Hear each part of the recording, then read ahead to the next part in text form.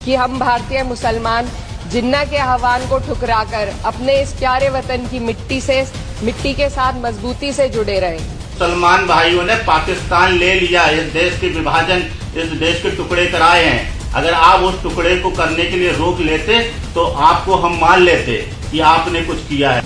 वंदे मातरम के किन छंदों को राष्ट्रगीत के तौर पर अपनाया जाए, ये फैसला सर रविंद्रनाथ टैगोर और सुभाष चंद्र बोस जी जैसे नेताओं के परामर्श के बाद हुआ।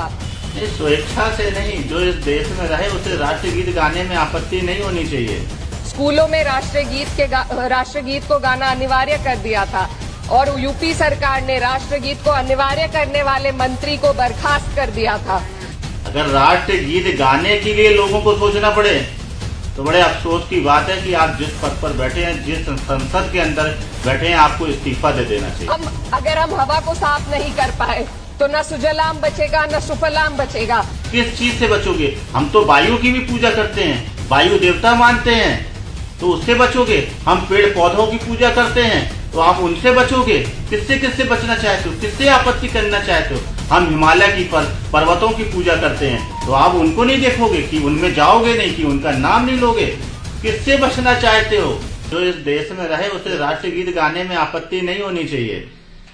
आपने संविधान की शपथ ली है, आप संवैधानिक पद पर हैं, इतनी हल्की बात करना आपको शोभा नहीं देता है। राष्ट्रगीत गाने के लिए भी अगर आपको सोचना पड़े, अगर राष्ट्रगीत गाने के लिए लोगों को सोचना पड़े तो बड़े अफसोस की बात है कि आप जिस पद पर बैठे हैं, जिस संसद के अंदर बैठे हैं, आपको इस्तीफा दे देना चाहिए। आप किन शब्दों से बचना चाहते हैं? आप हिंदुत्व से बचना चाहते हैं, हिंदू से बचना चाहते हैं, हिंदुस्तान से बचना चाहते हैं? कहां तक बचोगे?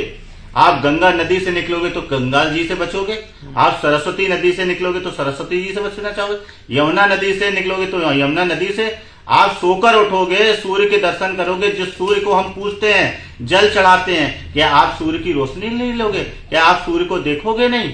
किस चीज से बचोगे? हम तो वायु की भी पूजा करते हैं, वायु देवता मानते हैं, तो उससे बचोगे। हम पेड़ पौधों की पूजा करते हैं तो आप उनसे बचोगे।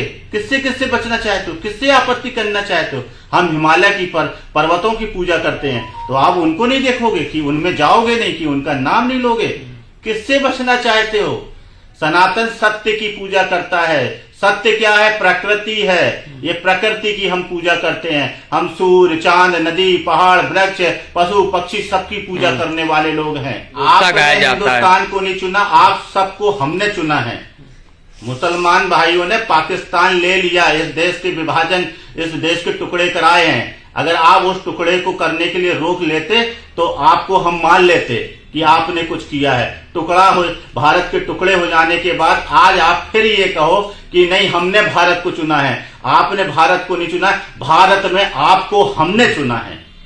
ये गलतफहमी निकालिए और ये सत्य को स्वीकार करिए कि ये देश बंटवारे में हिंदुओं को मिला है। इसलिए आप हिंदुस्तान के अंदर, हिंदुओं के इस देश के अंदर हिंदुओं की भावनाओं के साथ खिलवाड़ करने की, आहत करने का प्रयत्न मत कीजिए। इतना पढ़ा लिखा होने के बाद, इतने देश की सर्वोच्चम सदन में बैठने के बाद अगर इतनी छोटी सोच होगी तो सोचिए आप कहां हो।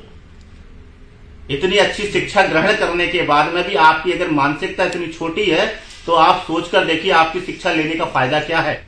देखिए, मैं तो सिर्फ इतना ही कहूंगा, हमारा राष्ट्रगीत है और राष्ट्रगीत पर अगर कोई व्यक्ति टिप्पणी करता है या किसी भी प्रकार की आपत्ति करता है तो वो देश की संसद में मेरी नजर में बैठने लायक नहीं। उनकी मानसिकता में जो भी हो, मगर देश को तोड़ने वाले, देश के मंदिरों को तोड़ के मस्जिद खड़ी बनने वाले, ये मंदिर के बगल में ही मस्जिद बनाना, मतलब ये सोच को समझने वाली बात है। मस्जिद और कहीं पे भी बनाई जा सकती थी, मंदिर तोड़ के ही मस्जिद क्यों बनाई गई? अगर मंदिर तोड़कर मस्जिद बनाना तो हिंदुओं की भावनाओं को ठेस पहुंचाना, हिंदुओं की भावनाओं के साथ खिलवाड़ करना और ऐसे आक्रांता। बाबर के नाम से क्यों मस्जिद है? मस्जिद तो अल्लाह की होती है, बाबर की मस्जिद कहां से होने लगी है? मस्जिद तो अल्लाह की है, अल्लाह की है कि बाबर की है?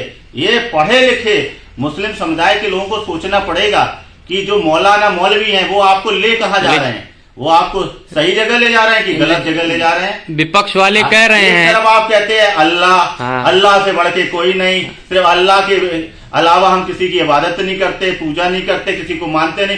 फिर बाबरी मस्जिद को क्यों मान रहे हो? बाबर कौन है तुम्हारा? बाबर है क्या?